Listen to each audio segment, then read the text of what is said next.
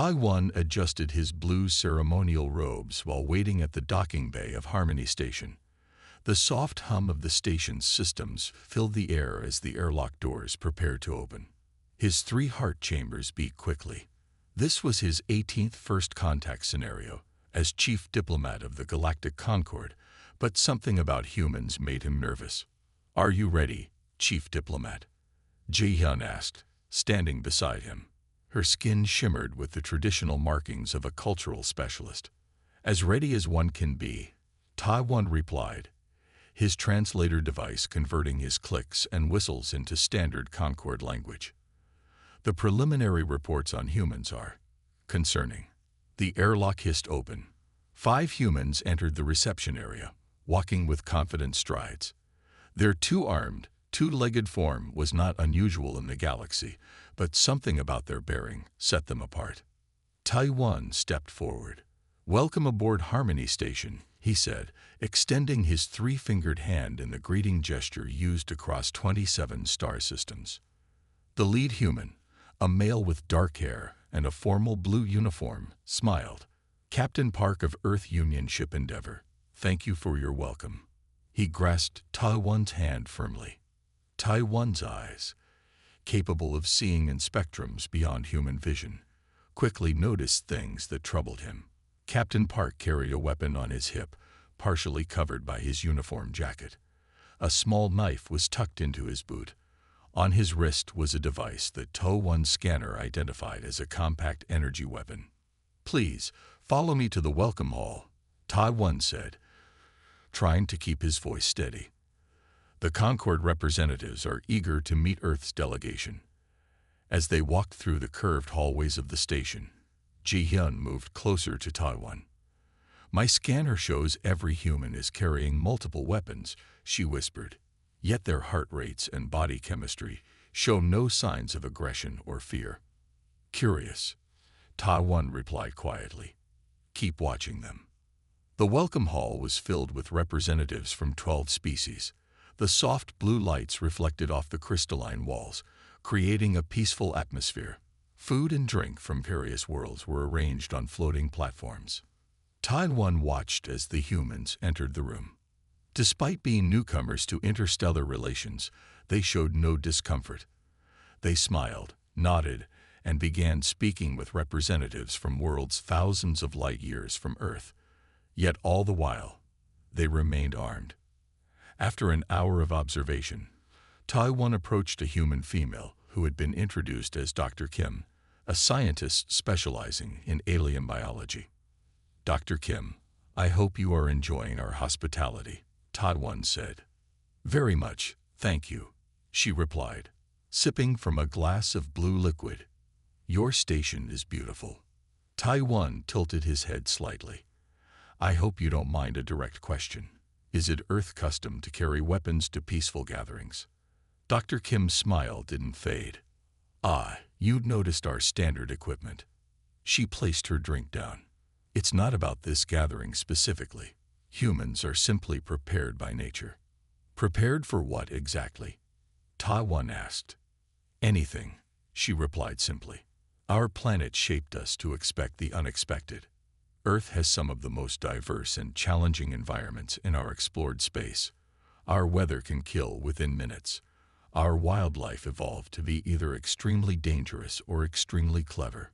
A tall human male joined their conversation. "What Dr. Kim means," he said, "is that humans survived because we never assumed safety. It's in our DNA." Taiwan recognized him as Security Chief Min from the delegation. The scanner on Taiwan's wrist indicated the man carried no fewer than 5 devices classified as weapons. "Yet you come to us speaking of peace and cooperation," Taiwan observed. Min nodded. "We genuinely want peace. That's why we carry protection." In human history, those unprepared rarely survived to create peace. Later that evening, Taiwan sat in his private quarters, recording his initial impressions for the Concord Council. "Humans present a unique paradox," he dictated. "They approach with open hands while carrying concealed weapons. They speak of friendship while prepared for combat. Most puzzling of all, They seem unaware of how strange this appears to other species.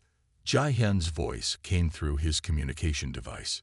Chief Diplomat, I've completed my preliminary cultural analysis of the humans.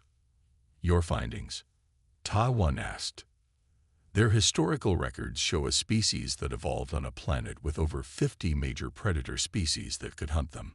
Their weather systems can produce devastating storms, floods, and temperature changes with little warning.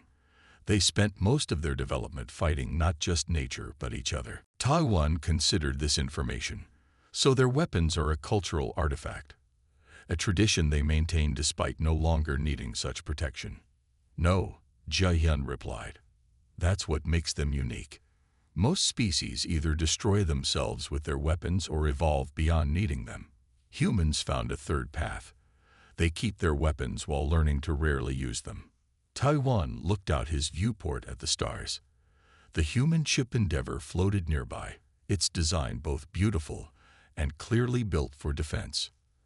I should visit Earth, he decided. I need to understand how a species can be simultaneously so ready for war yet so dedicated to peace. Is that wise? Ji-Hyun asked. Their gravity is higher than you're accustomed to, and their atmosphere contains elements toxic to your system. Nevertheless, Ta-One said, if humans are to join the Concord, we must understand them. And I suspect the key to understanding humans lies in seeing the world that made them so heavily armed. He added a final note to his report. Recommend proceeding with caution. Humans appear peaceful, but their definition of peaceful includes being ready for war at any moment. This contradiction requires further study. Ta-One walked slowly through the security checkpoint at the human embassy on Harmony Station. The scanner hummed as it passed over his body, checking for weapons or dangerous materials. He found the process both fascinating and disturbing. No other embassy on the station required such measures. Sorry for the inconvenience, said the human security officer. Standard procedure. Of course, Ta-One replied politely, though his inner eyelids blinked rapidly, a sign of discomfort in his species. The embassy interior surprised him. Warm lights illuminated artwork from a dozen worlds, including delicate crystal sculptures from his own homeworld. Soft music played in the background. If not for the security checkpoint and the visible weapons carried by staff, it could have been a cultural center. Ambassador Han waited in a spacious office with large windows overlooking the spinning rings of Harmony Station. She rose from behind her desk when Ta-One entered. Her dark hair was pulled back neatly, and she wore a simple blue suit. Chief Diplomat Ta-One, thank you for coming, she said with a warm smile. Please, sit. Ta-One settled into a chair designed to accommodate his three-legged body structure. The adaptable furniture is appreciated, he noted. We believe in making our guests comfortable, Han replied, returning to her seat. Would you like a refreshment? We have synthesized options safe for your biology. No, thank you. This visit has an official purpose. Han nodded. I expected as much. The Concord Council has concerns about us. Ta-One's translator device glowed softly as he spoke. Ambassador, I have studied 17 species during their integration into the Concord. None have presented the military profile that humanity displays. You mean our weapons, Han said directly. Yes. Your orbital defense systems around Earth contain more firepower than 3 Concord sectors combined.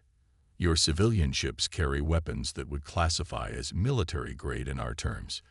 Even your diplomatic personnel are armed at all times. Han leaned forward. And this concerns the Council. It does, Ta-One confirmed. Species that maintain such military capacity typically either destroy themselves or pose threats to their neighbors. Yet we've shown no aggression, Han pointed out. Which is the puzzle? Your technological development suggests you should have destroyed yourselves centuries ago. Instead, you present as a unified, peaceful society, while maintaining constant readiness for war. Han stood and walked to a small table holding a pot of steaming liquid. Tea, she offered, pouring herself a cup. Your species consumes stimulants even during diplomatic meetings, Ta-One observed. Han smiled. We do many things that seem contradictory. She returned to her seat. Yesterday there was an incident in the commercial sector of the station. Did you observe it? Taiwan blinked acknowledgement. The structural collapse in the market area. A support beam failed. And what did you notice about the response? Your emergency teams arrived quickly. Very efficient. Before they arrived, Han clarified. What happened immediately after the collapse? Taiwan thought for a moment. Nearby humans reacted first. They organized bystanders, began moving debris, treated the injured. Using what? Han asked. The realization came slowly to Taiwan. They used their equipment, the tools they carry. The tools you classify as weapons, Han said with a nod. Multifunction cutting lasers, high-tension cables, emergency medical supplies. One human used his sidearm to create a localized magnetic field to hold metal debris from falling further. I had not considered this perspective, Taiwan admitted. Han set down her cup. Humans evolved on a planet that tried to kill us every day. Massive predators, extreme weather, geological instability, disease, all constant threats. We survived by turning everything around us into tools for survival. But the weapons, our tools, Han finished. Tools that can be used for harm, yes, but primarily tools for survival. When the only difference between life and death is your preparedness, you learn to stay prepared. Han pressed a button on her desk. A holographic display appeared showing Earth. Our world experiences over 2,000 natural disasters annually. Earthquakes, floods, storms, volcanic eruptions. Our response teams must be ready to deploy anywhere within minutes. The display shifted to show humans responding to a massive flood, using what looked like military equipment to rescue stranded people. The same vehicles we might use in conflict, we use to save lives, Han explained. The cutting tools that could be weapons help free trapped survivors. The communication systems that coordinate our defense networks also track missing persons. Taiwan's perspective was beginning to shift. You're suggesting that humans don't see a distinction between tools for peace and tools for war. Exactly, Han said. To us, they're simply tools for survival. Sometimes survival means defense against aggressors. Sometimes it means rescue during disasters.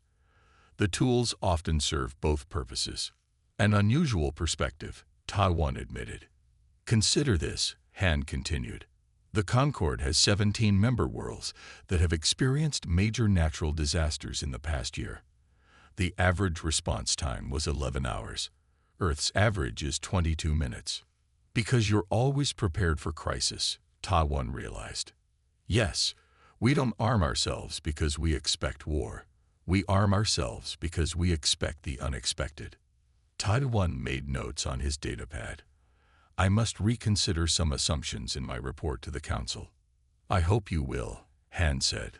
But more importantly, I hope you'll visit Earth. See how we live.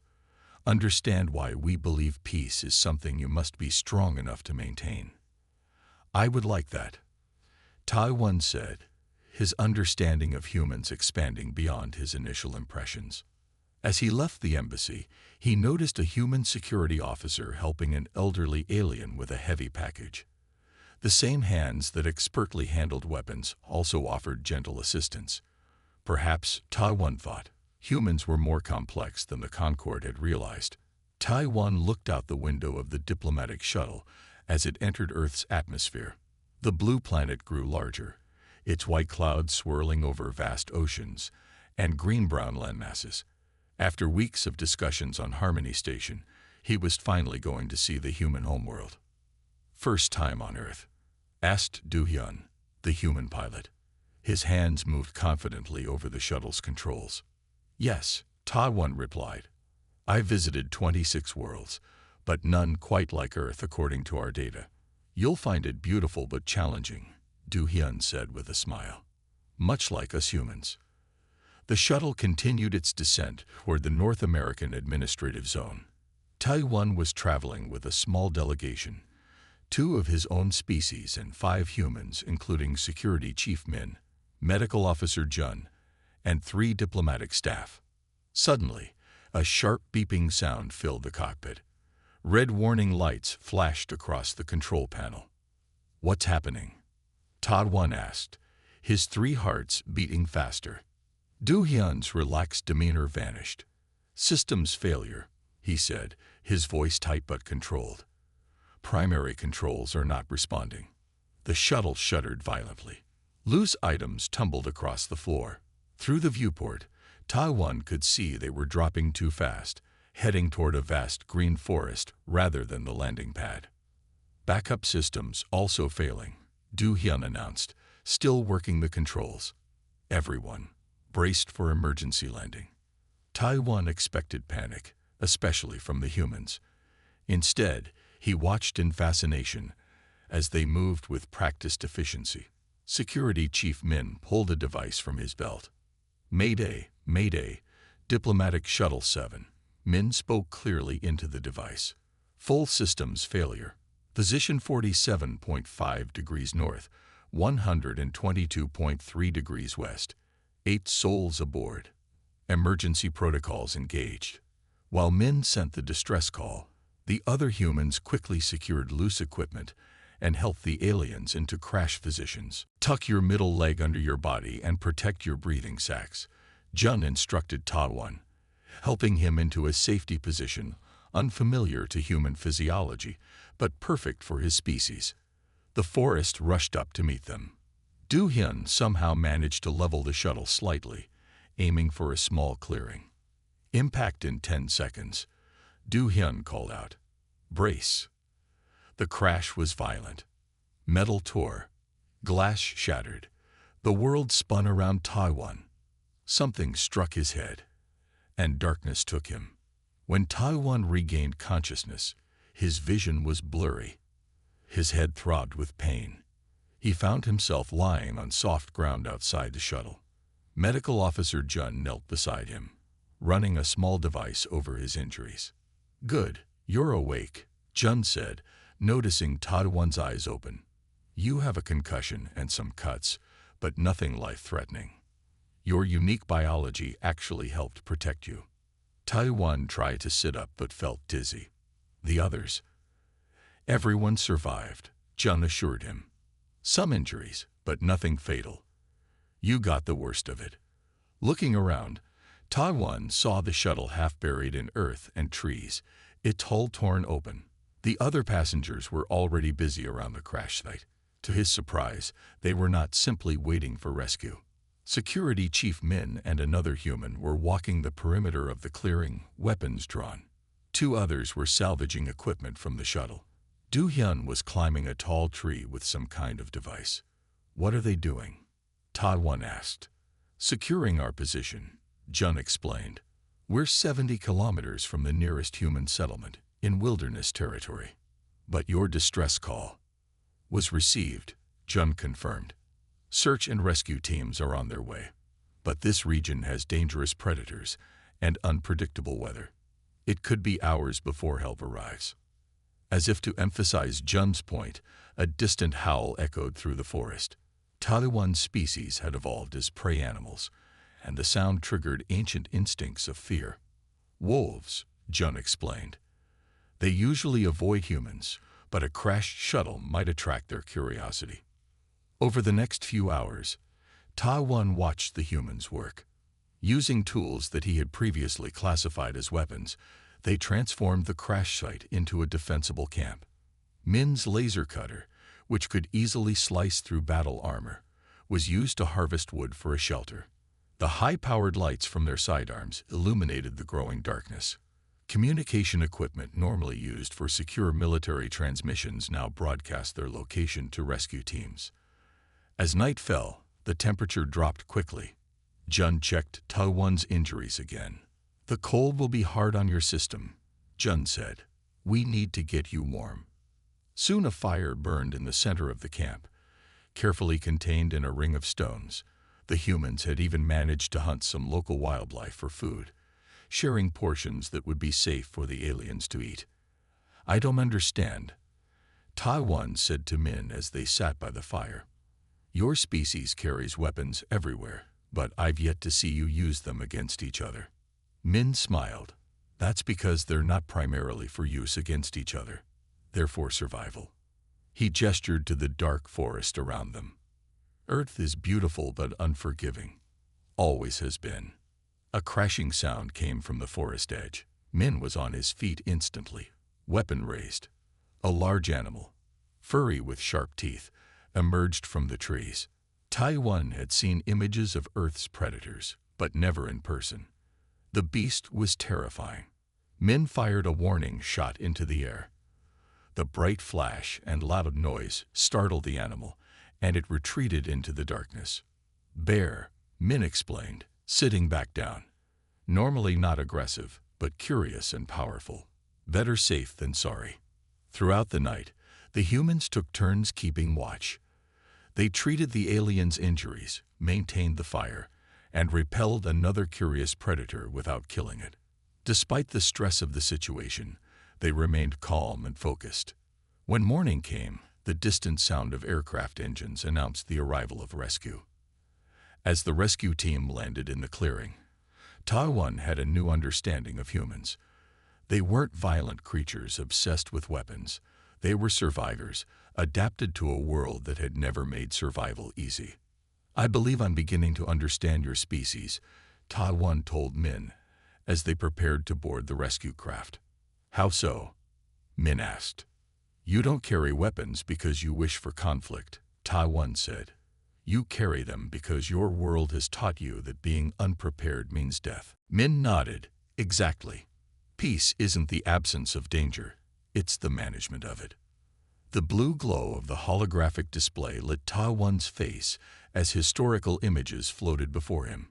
Ancient human warriors with primitive weapons, massive armies clashing across open fields, cities reduced to rubble by explosions, spacecraft firing upon each other above a blue planet. He had been sitting in the embassy library for 3 days, barely moving except to access new files. You should rest, a voice said from the doorway. Taiwan looked up to see Su Bin, the embassy's historical liaison, watching him with concern.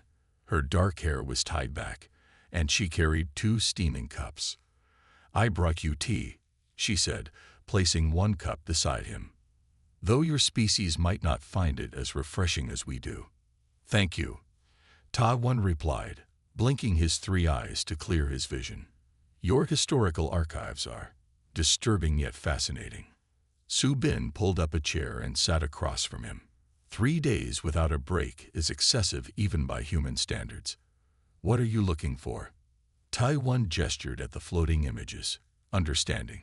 Your species has more recorded internal conflicts than any civilization in the Concord database.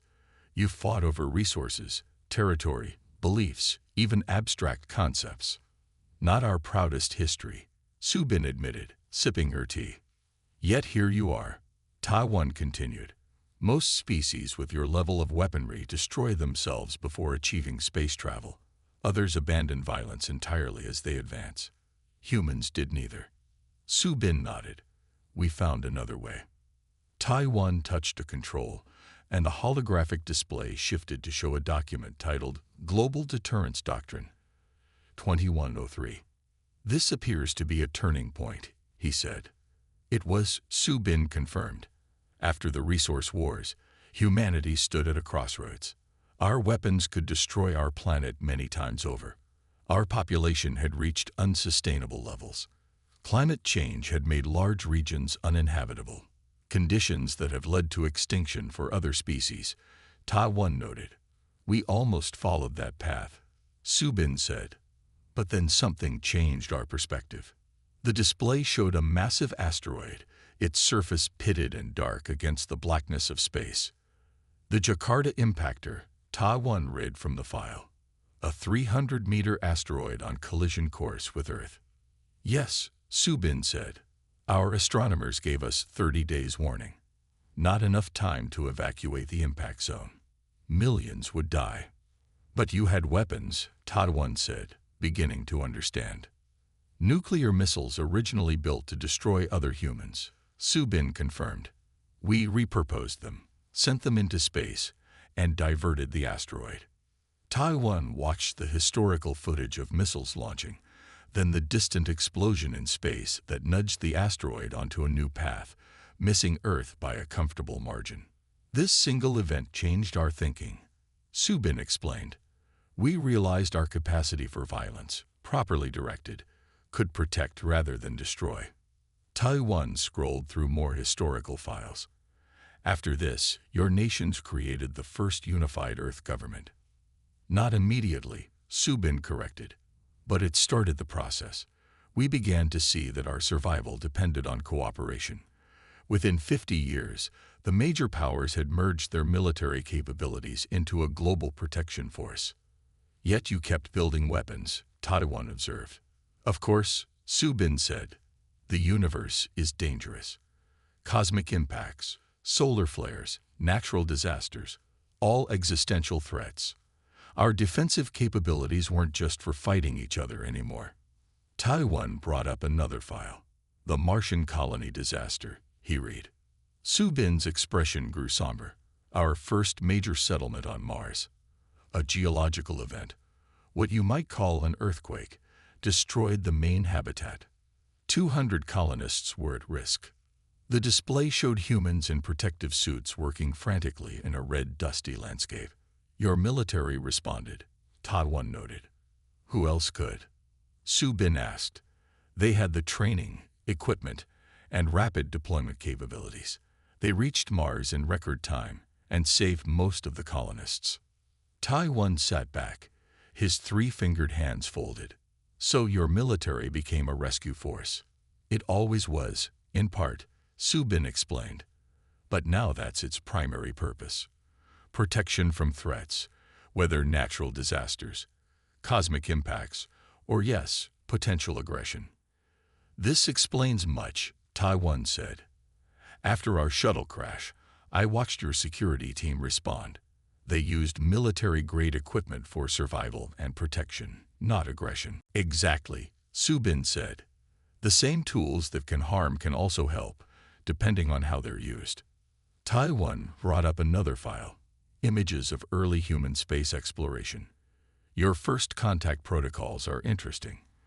You approached other worlds ready for both peace and conflict. Subin nodded. We hoped for friendship but prepared for anything. Earth's history taught us that assuming safety leads to vulnerability.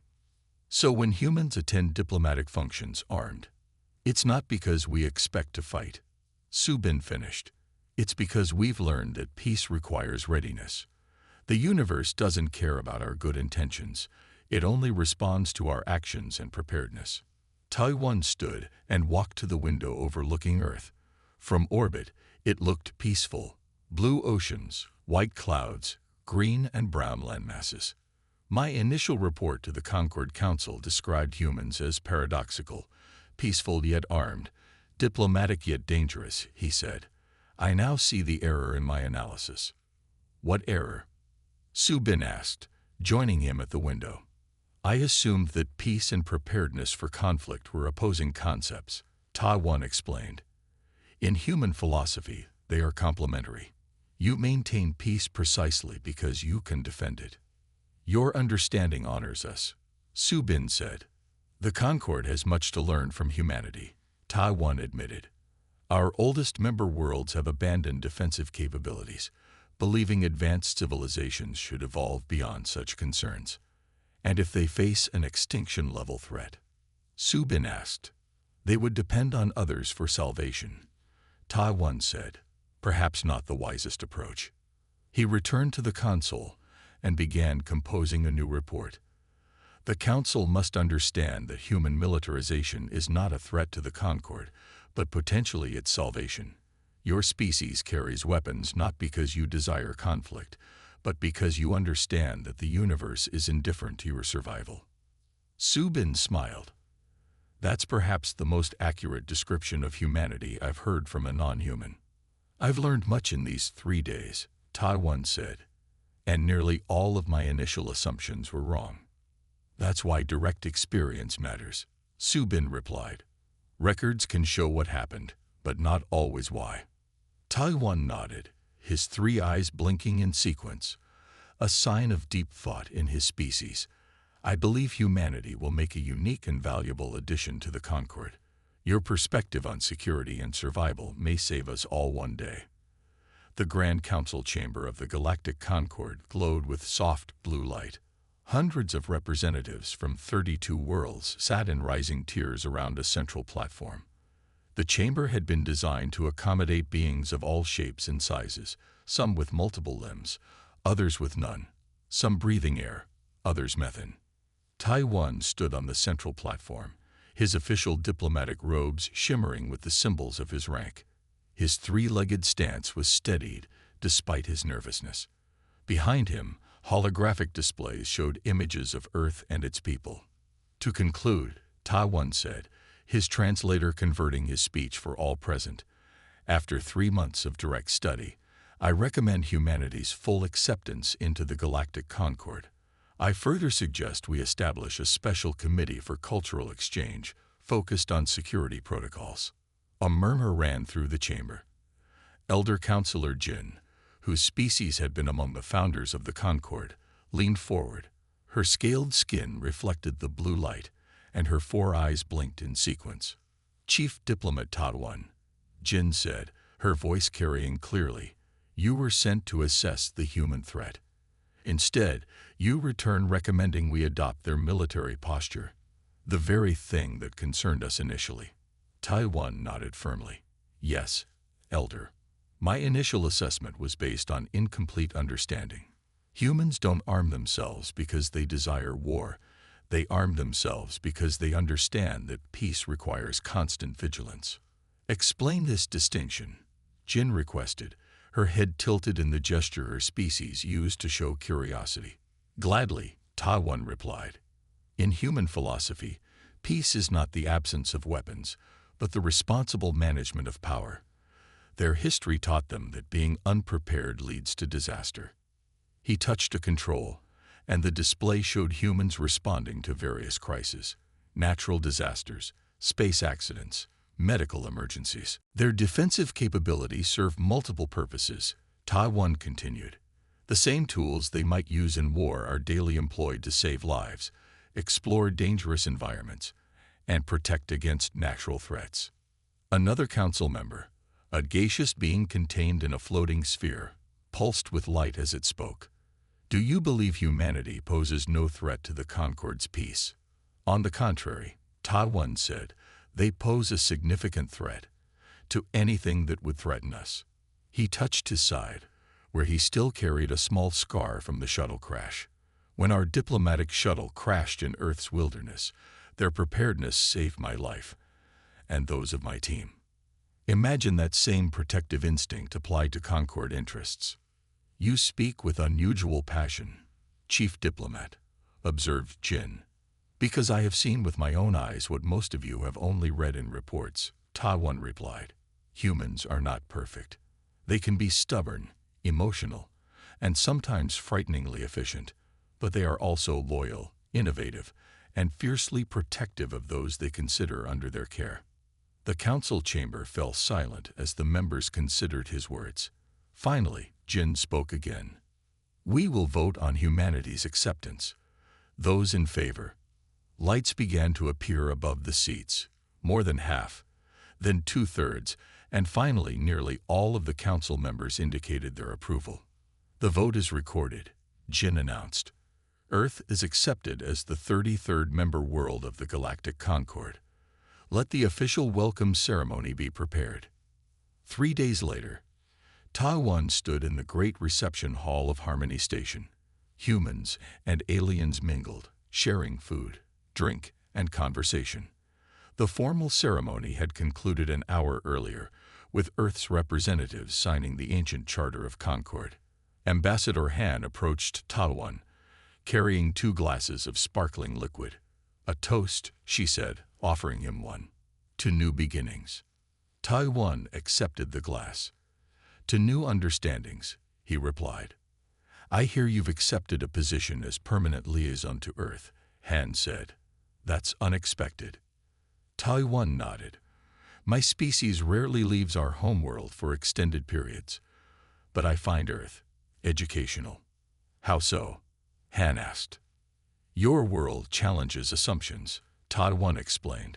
Before meeting humans, I believed that advanced civilizations naturally abandoned violence as they evolved. Now I understand there are multiple paths to wisdom. Han smiled. And we have much to learn from the Concord as well. Our history has made us cautious, sometimes too ready to see threats where none exist. Tai-1 touched the small multi-tool attached to his belt, a gift from Security Chief Min after the crash incident. It contained a cutting beam, emergency beacon, and basic medical functions. Once, he would have seen it only as a weapon. Now he understood it was something more complex. I've learned that being prepared for danger doesn't mean you seek it, Ta-1 said. Perhaps that's a lesson the entire Concord could benefit from. And perhaps we could learn something about trust from you, Han replied. A balanced approach. Prepared but not paranoid. Trusting but not naive. They moved to a viewport overlooking Earth. The blue planet turned slowly below them, clouds swirling across its surface. Around it, ships from a dozen worlds moved in careful patterns. Some were Concord vessels, others human. Already, they were learning to work together. Do you know what most impressed me about humans? Ta-1 asked. What? Han inquired. Your ability to change. Most species become fixed in their ways as they advance. Humans constantly question and adapt. When you discovered that your weapons could protect as well as harm, you didn't abandon them. You repurposed them. Necessity, Han said with a shrug. Earth gives no rewards for standing still. The galaxy is no different, Ta-1 observed. Perhaps that's why humans will fit in better than anyone expected. As they watched aliens and humans mingling below, Ta-1 felt a sense of optimism. The road ahead would not be simple. Cultural misunderstandings would occur. Some Concord worlds would remain wary of human military capabilities. Some humans would distrust alien intentions. But today, at least two very different paths had found a way to converge. True security, Ta-1 reflected, might not be found in weapons or in their absence, but in understanding when each approach served best.